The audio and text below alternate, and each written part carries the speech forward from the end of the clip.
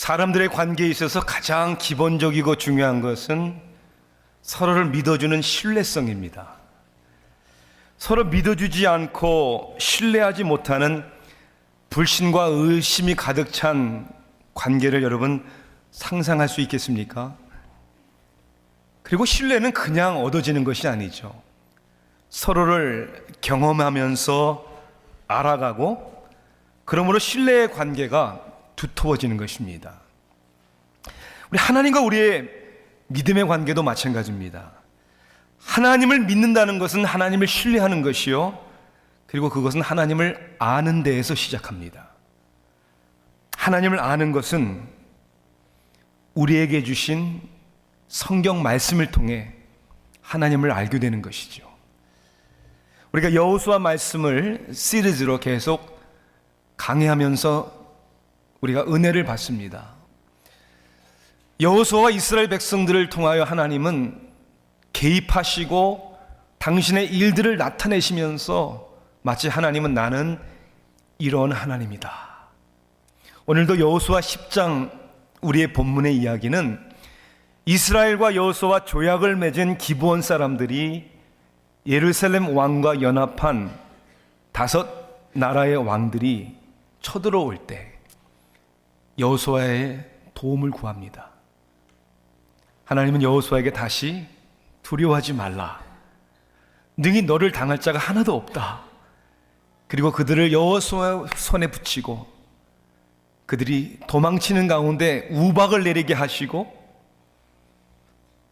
또한 그 가운데 여호수아가 외치고 명령한 대로 해와 달이 멈추는 하나님의 놀라운 일들이 일어납니다.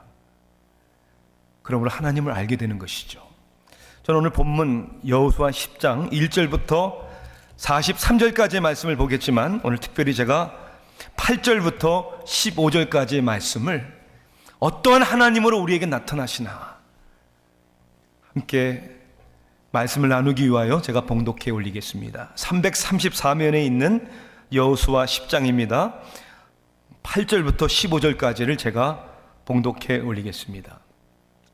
그때 여호와께서 여호수아에게 이르시되 그들을 두려워하지 말라. 내가 그들을 내 손에 넘겨주었으니 그들 중에는 한 사람도 너를 당할 자 없으리라 하신지라.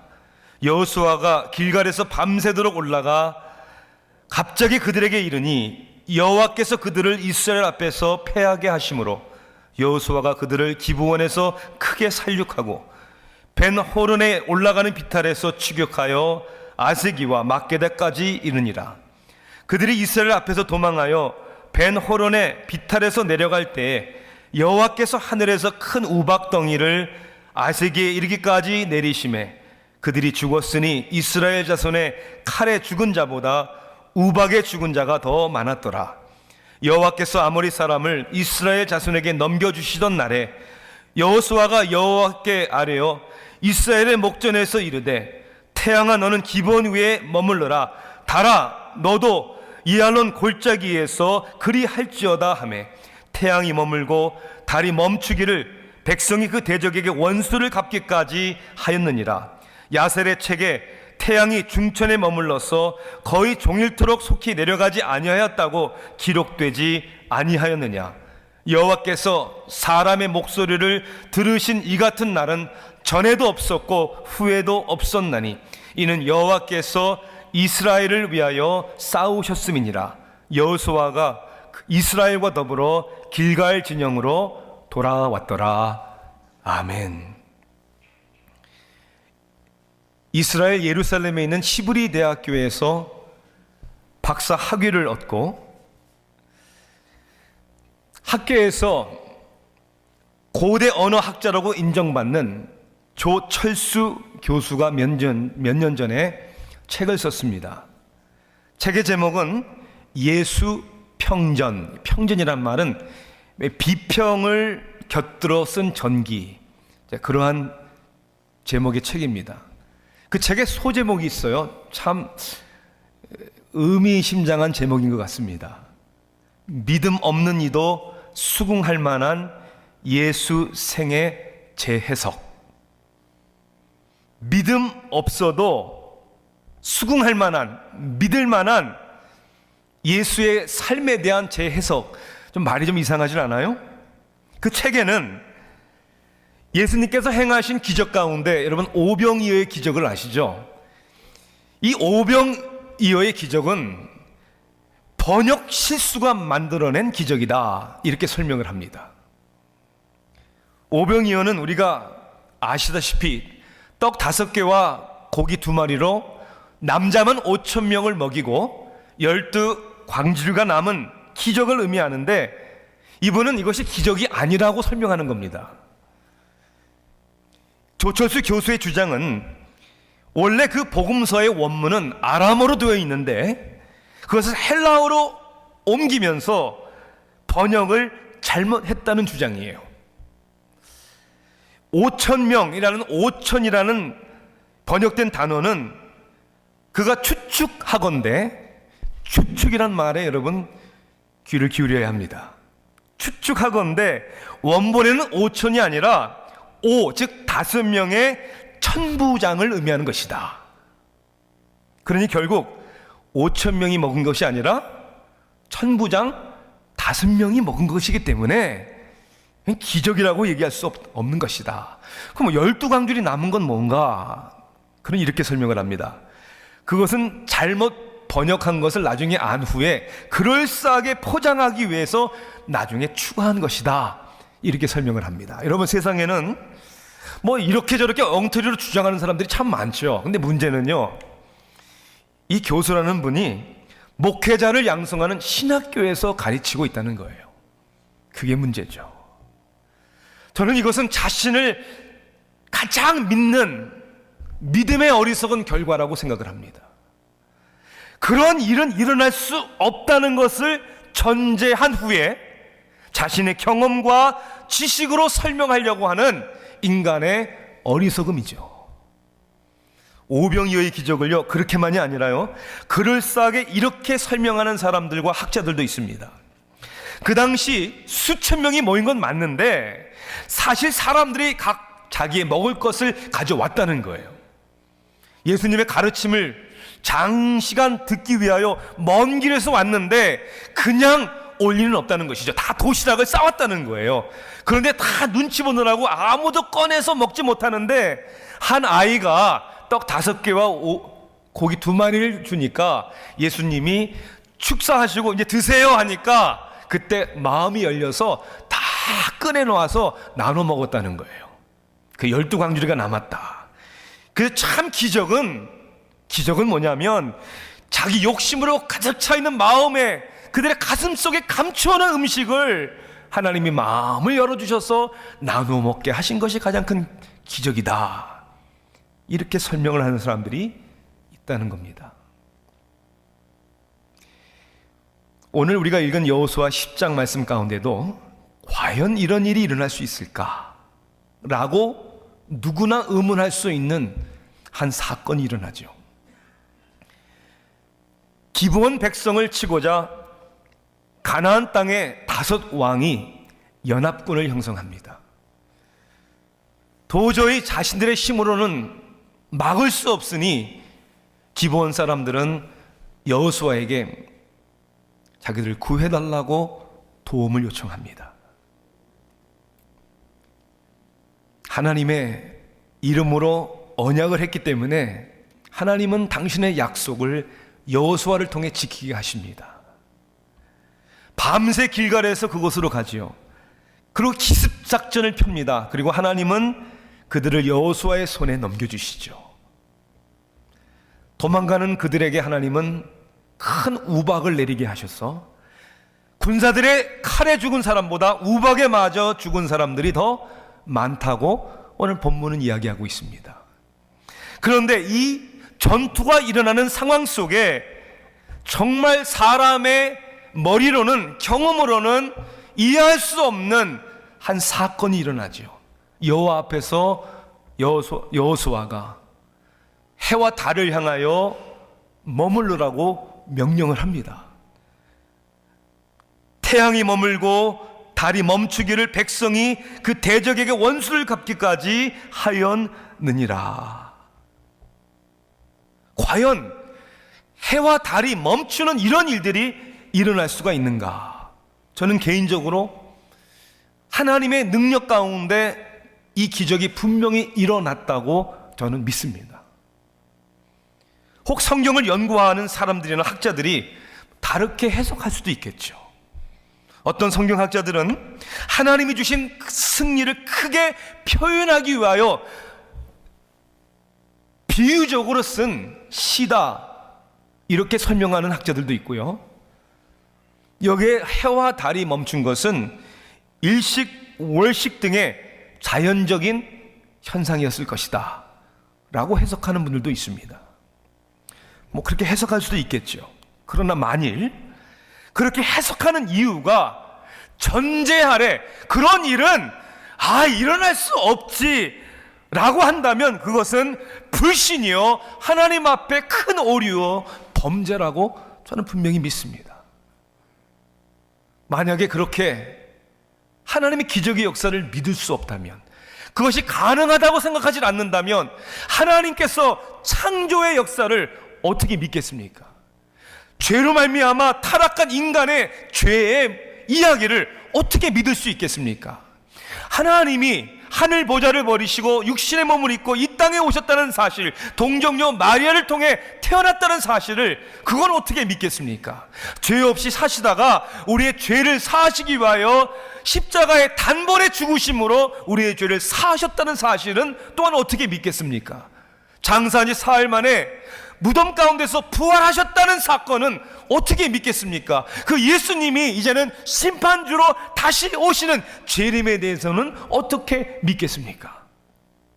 저는 오늘 여호수아 10장 말씀을 통해서 우리 기독교에 있어서 가장 중요한, 다시 얘기하면 성경의 역사와 사건을 믿는 것이 왜 중요한가, 저는 이 말씀을 함께 나누기를 원합니다. 왜 성경의 기록과 사건과 역사를 믿는 것이 그렇게 중요합니까? 태양도 멈추시는 하나님이라는 사실을 믿는 것이 왜 중요합니까? 첫째는 하나님의 말씀에 대한 신뢰의 중요성이기 때문입니다. 서두에 언급한 것처럼 모든 관계의 기반은 신뢰입니다.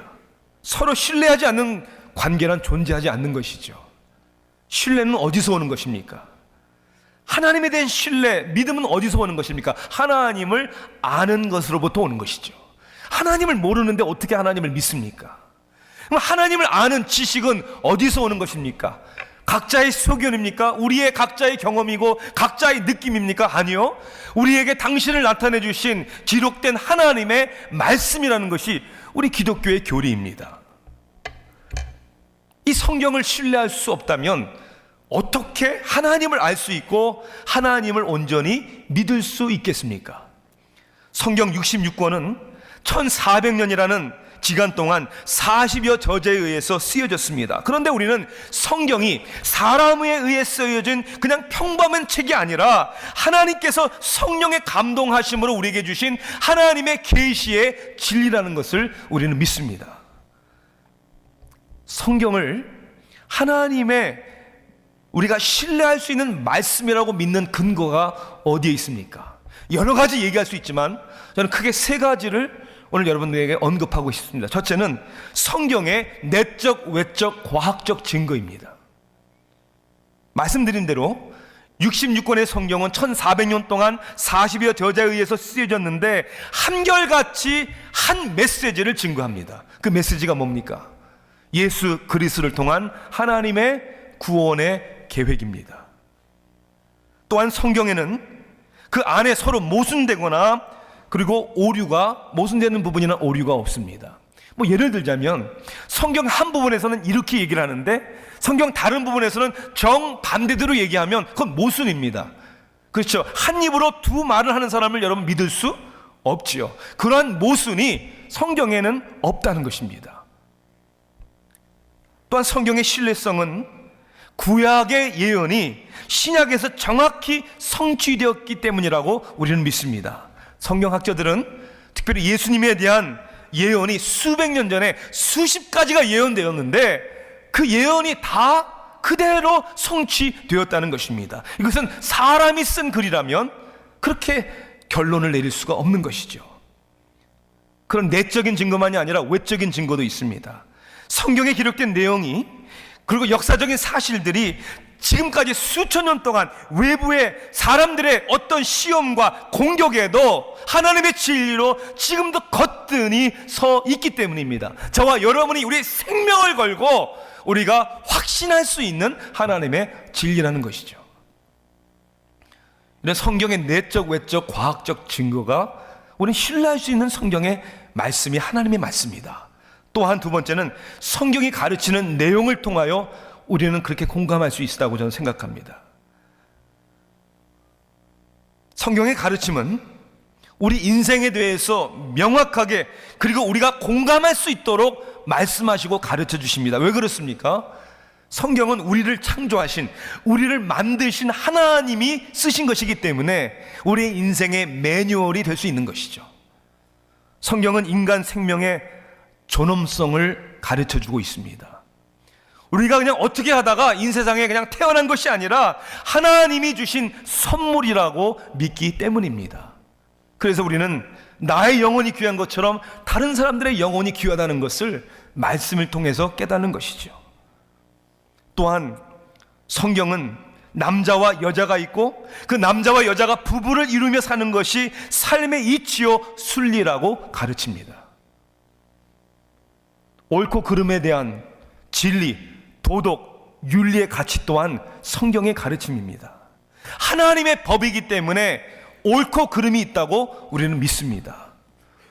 성경을 믿지 않는, 하나님의 율법을 믿지 않는 사람들은 도대체 무엇이 옳고 무엇이 그르다고 판단할 수 있습니까? 또한 성경은 우리 관계 속에서도 너무나 중요한 사랑에 대하여, 용서에 대하여 가르쳐 주십니다.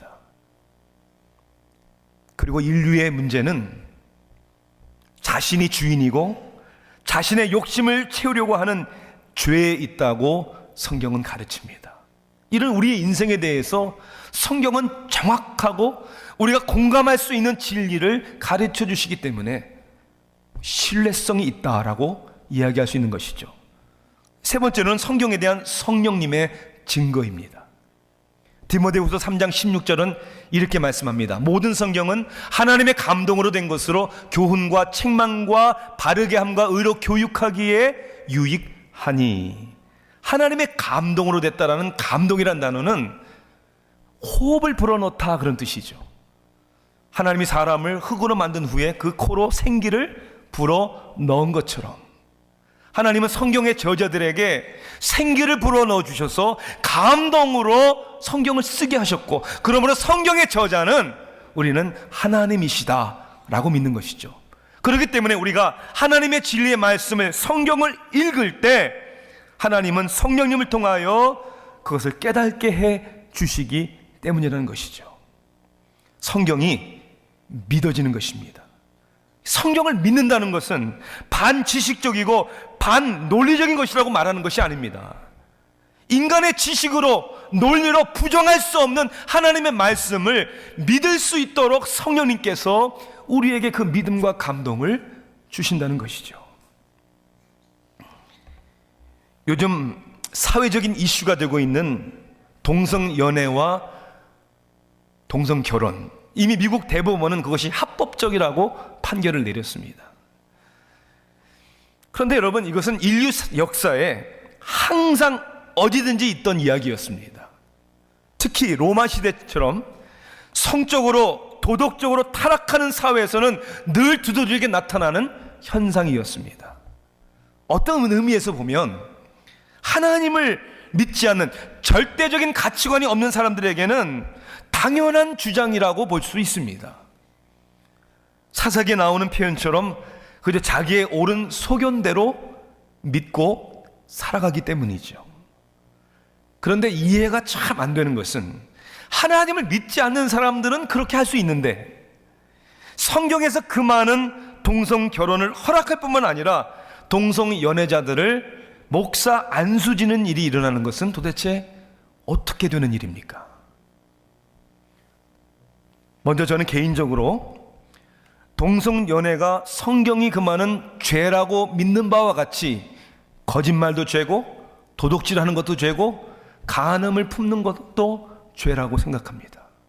성경이 그렇게 가르치고 있습니다. 누가 더 나은 것도 못한 것도 없죠. 타락한 인간의 죄악성을 가진 우리들은 그 모양이 다르지, 우리에게는 그 유혹의 문제와 죄의 갈등의 문제가 누구에게나 다 있는 것입니다. 어떤 사람들에게는 물질의 유혹의 문제, 성적인 유혹의 문제 왜 없겠습니까? 그런데 가장 큰 죄고 우리가 정말 깨달아야 하는 것은 하나님이 죄라고 한 것에 대하여 죄가 아니다라고 부인하는 것입니다. 그게 가장 큰 죄죠. PC USA 교단에서는 몇 년 전 동성연애자를 안수할 수 있는 교단의 법을 통과했습니다. 이거는 그냥 한 교단만의 이야기 아니에요. 많은 교단이 그 길을 일비 밟았고 그 길을 가고 있습니다. 어떻게 기독교 교단에서 이런 일을 할 수 있는가? 그것은 좀 더 원인적인 문제를 이해를 해봐야 합니다. 성경이 분명히 금하는 것을 어떻게 허락할 수 있는가?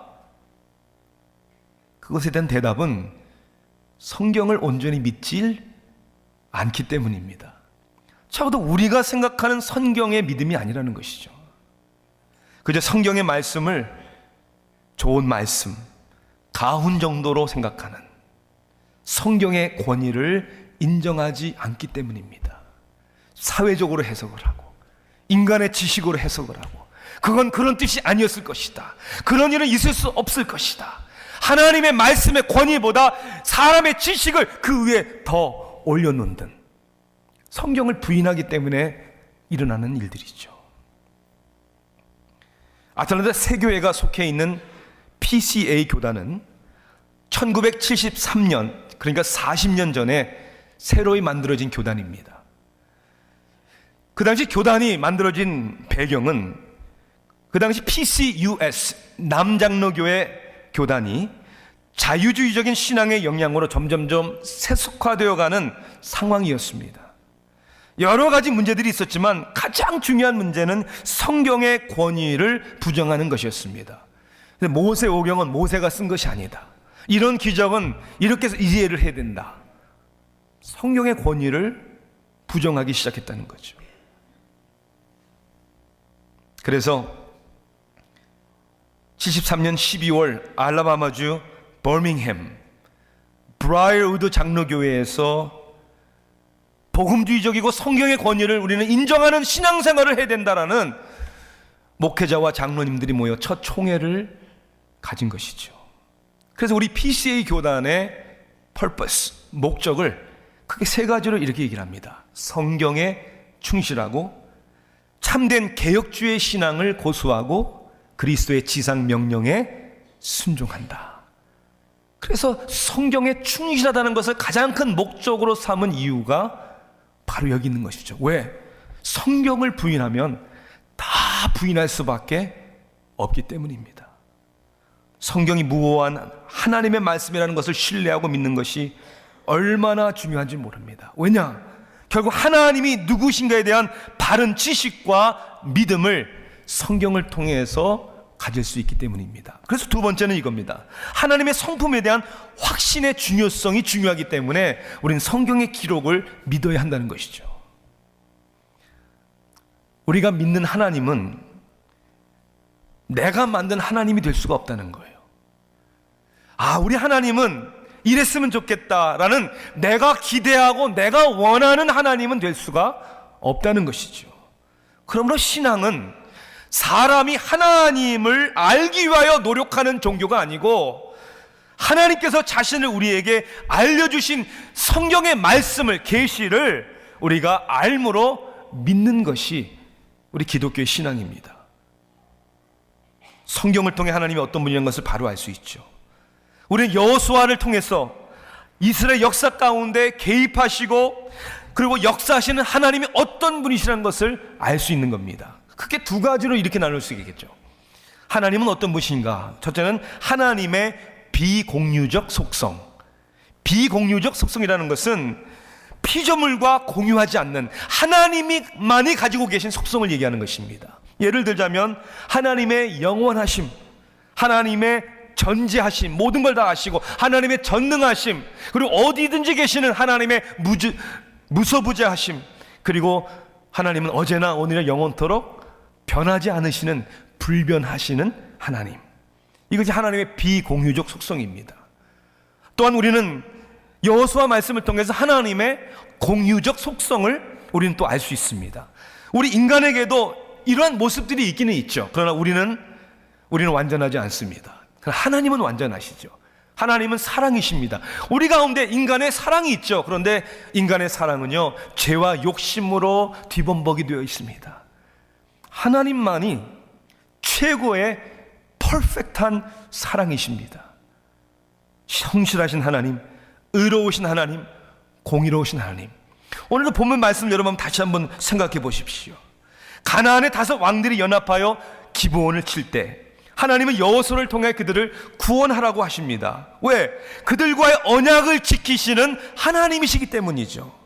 여호수아에게도 8절에 이렇게 말씀하시죠. 그들을 두려워하지 말라. 그들 중에서 한 사람도 너를 당할 자 없으리라. 이미 모세를 뒤이어 여호수아를 세울 때 하나님이 말씀하신 약속이죠. 하나님은 어제나 오늘이나 영원토록 동일하시죠. 변함이 없으시는 하나님이시죠. 홍해를 건너게 하시고 요단을 건너게 하시고 여리고성을 함성과 함께 무너뜨리게 하시고 그리고 여호수아를 통해 해와 달을 멈추게 하시는 하나님을 통해 우리 하나님은 이러한 하나님이구나, 이것을 깨달는 것이죠. 하나님 앞에 국률과 자비를 얻기 위해서 나온 라합과 기브온 사람들은 하나님께서 그들을 멸하지 아니하시고 구원해 주신 사랑의 하나님이시고, 예루살렘 왕 아도니세덱을 포함하여 함께 연합한 가나안의 왕들이 하나님과 여호수아와 이스라엘을 대적했을 때 하나님은 그들에게 긍휼히 여기지 아니하시고 멸망시키시는 하나님은 정의로운 심판의 하나님이라는 것을 우리는 알 수가 있는 것이죠. 여러분, 하나님 무섭다고요? 영혼들이 지옥에 가서 영원토록 멸망받을 것을 생각해보면, 비교해보면 이건 아무것도 아니죠. 그래서 우리는 성경을 통해서 하나님의 자비만이 아니라 하나님의 정의를, 심판하심을 우리는 깨닫게 되는 것입니다.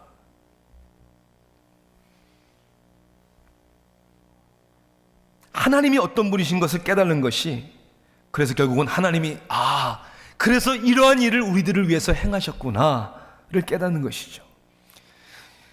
이번 달 우리가 함께 묵상하는 내용은 마가복음 말씀입니다. 마가복음은 복음서 가운데 장수로는 가장 적은 장입니다. 16장까지 있죠. 그런데 비율적으로 볼 때 마가복음에는 가장 많은 예수 그리스도의 기적이 나타나 있습니다. 예수님은 마가복음 1장에서 시작부터 기적을 베푸세요. 귀신을 쫓아내고, 그리고 많은 병자를 고치십니다. 나병 환자까지도 고치시죠.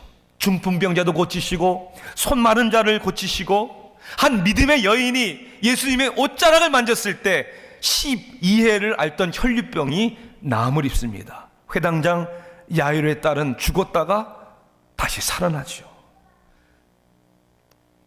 바다 위를 걷기도 하시고 바람을 말씀으로 잠잠케 하시는 그 기적의 역사. 그래서 제자들은, 사람들은 예수님을 향하여 누구이길래 놀라운 것이죠. 여러분, 왜 예수님은 그러한 기적을 베푸셨습니까? 그 기적을 베푸시는 가운데 예수님이 계획하신 일이 무엇입니까? 로마를 몰아내고 이스라엘의 왕 위에 오르는 것이었습니까? 아니요. 예수님의 계획은 처음부터 변함이 없었습니다. 그 수많은 기적 가운데 결국은 십자가의 죽으심을 계획한 것이죠. 사람들은 다 살기를 계획하잖아요. 우리는 누구보다도 잘 살기를 계획하잖아요. 그런데 예수님은 죽기를 계획하셨습니다. 전능하신 하나님의 속성을 가진 예수님이, 아니 하나님이신 예수님이 왜 그 길을 가지 않으셔도 되는데 왜 스스로 그 길을 선택하시고 가셨을까? 그것은 제가 오늘 3번째 말씀을 나누고자 하는 것이죠. 성경에 대한 신뢰성, 그리고 예수님의 성품에 대한 확신, 3번째는 하나님의 구원에 대한 믿음의 중요성 때문입니다.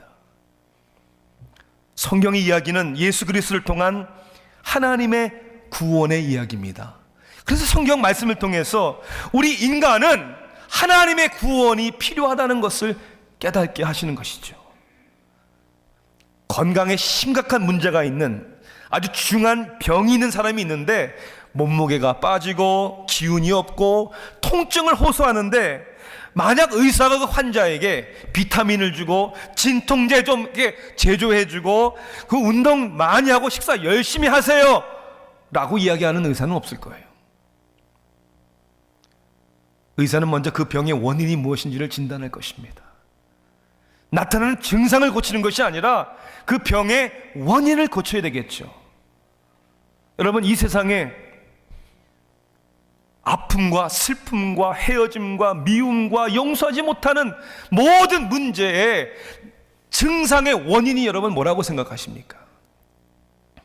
성경은 인간이 하나님에 의해 창조되었고 하나님의 축복을 받았죠. 생육하고 번성하고 다스려라. 하나님의 관계 속에서 하나님이 주시는 축복을 누리며 행복하게 살도록 만드셨는데, 하나님과 우리 인간 사회에 문제가 생겼습니다. 하나님을 중심에 섬겨야 되는데 욕심 때문에 하나님을 밀쳐냈습니다. 그리고 자신이 보기에 좋은 그 선악을 알게 하는 나무의 열매를 따먹음으로 범죄한 것이죠. 하나님과의 관계가 끊어졌습니다. 하나님이 주신 축복을 더 이상 누릴 수가 없는 것이죠.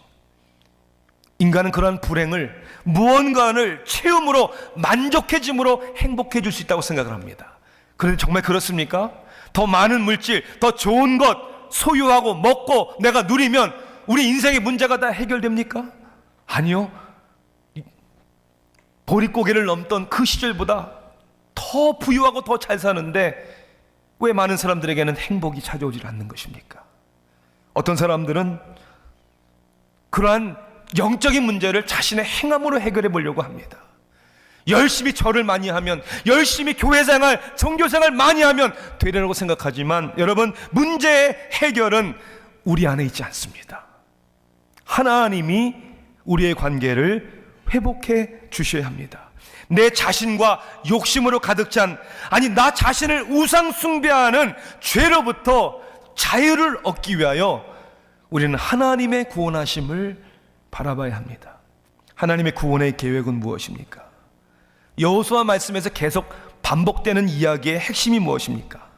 여호수아와 이스라엘 백성들이 자신을 의지하고 자신의 힘과 노력으로 싸울 때는 패배했습니다. 그런데 하나님을 의지하고 하나님의 도움을 구할 때는 승리했습니다. 이것이 성경의 주제죠.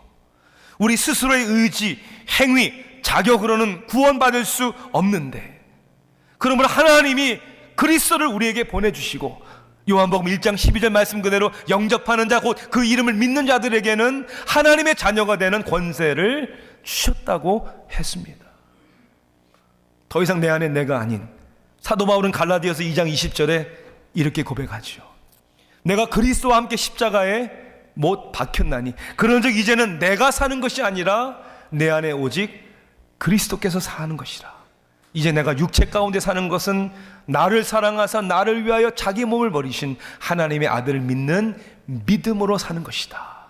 교환된 삶이잖아요. 더 이상 내가 아니라 내 안에 그리스도께서. 그러므로 우리는 하나님의 역사를, 기록된 진리를 믿고 우리는 영접함으로 하나님과의 관계가 회복되고, 오늘 하나님의 함께해 주심과 또는 하나님을 의지하는 믿음으로 이 세상을 살아갈 수 있는 것이죠. 하나님에 대한 이야기입니다. 성경은 우리를 향한 하나님의 사랑 이야기입니다. 우리가 믿을 수 있는, 우리가 신뢰할 수 있는, 이것은 나의 이야기가 아니라 우리가 믿는 하나님의 이야기죠. 김민정이라는 분이 쓰신 준비된 선물이라는 책이 있습니다. 믿음에 관한 아주 중요한 사실을 이해하기 쉽게 이렇게 예화로 설명을 했습니다. 숲속에 작은 집이 하나 있습니다. 그 집 앞에는 아주 크고 아름다운 호수가 있었는데 마침 한 사람이 그 집에 볼 일이 있어 호수를 건너야만 했습니다. 때는 겨울이어서 호수가 꽁꽁 얼어 있는 듯 했습니다. 이 정도면 달려가도 끄떡 없겠는걸? 그는 조금 더 의심하지 않고 힘차게 호수 위를 가로질러 갔습니다. 이 사람은 과거에도 이 정도로 보이는 호수를 충분히 건너갔던 기억을 되살리며 전혀 의심하지 않고 앞만 보고 걸어갔던 것입니다. 그러나 얼마 못 가서 그는 호수에 빠지고 말았습니다. 왜냐하면 호수는 그가 확신한 것과는 달리 살얼음이 얼어 있었기 때문입니다. 며칠이 지나 동일한 호수 앞에 또 한 사람이 서 있습니다. 한 가지 다른 것이 있다면 호수가 아주 잘 얼어 있다는 것입니다. 근데 그는 의심이 많은 사람이었습니다. 그는 속으로 호수가 잘 얼어 있는 것 같기는 한데 그래도 위험하지 않을까? 돌아가는 길은 너무 멀고 험하니 일단 건너봐야 하겠다라며 매우 조심스럽게 호수를 건너가기 시작했습니다. 20분이면 좋게 건널 수 있는 호수를 그는 무려 1시간이나 걸려 지나온 것입니다. 그는 그렇게 의심했음에도 불구하고 빠지지 않고 무사히 건널 수 있었습니다. 왜냐하면 호수가 견고히 잘 얼어 있었기 때문입니다. 이 이야기의 핵심이 뭐죠? 건너는 사람의 확신, 염려와는 무관하다는 거예요. 호수의 상태가 중요한 겁니다. 우리가 다 모를 수도 있죠. 하나님의 진리를 어떻게 다 이해할 수 있겠습니까마는 하나님께서 우리에게 말씀하신 사실을 내가 믿고 의지하는 것이 믿음입니다. 하나님이 우리를 붙들어 주시는 겁니다. 하나님이 우리를 구원해 주시는 것입니다. 그 구원의 은혜를 예수 그리스도를 통해서 주셨고 그 사실을 하나님의 말씀을 통해서 우리에게 주신 태양도 멈추시는 하나님이 우리의 죄를 사해 주시고 하나님의 자녀로 삼아 주신 것입니다. 오늘도 그분을 신뢰하는 이 믿음 가운데 매일매일 우리의 삶 속에서 승리하는 저 여러분 되기를 주님의 이름으로 축원합니다. 기도하시겠습니다. 사랑의 하나님,